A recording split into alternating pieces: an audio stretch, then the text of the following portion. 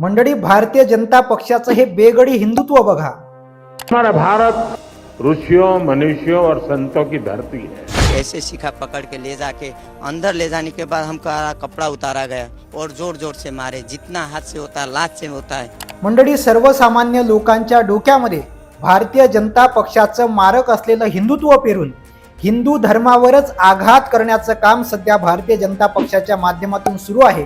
मात्र महाराष्ट्राचं स्वतःला हिंदुत्ववादी म्हणून घेणारं सरकार किंवा महाराष्ट्रातले अंधभक्त, देशातले अंधभक्त, हिंदू धर्माचे प्रेरणास्थान असणारे अविमुक्तेश्वरानंद यांच्यावर झालेल्या लाठीचार्जच्या विरोधात, त्यांच्या शिष्यांवर झालेल्या लाठीचार्जच्या विरोधात एकही शब्द काढणार नाही। लक्षात ठेवा, हिंदू धर्माचं भूषण असणाऱ्या या साधू संतांची शेंडी पकडून, त्यांची शिखा पकडून फरफटत नेण्याचं काम योगी सरकारने, मोदी सरकारने केलेलं आहे। मात्र त्या विरोधात भाजपचा एकही नेता किंवा भाजपचा एकही अंधभक्त शब्द सुद्धा काढणार नाही।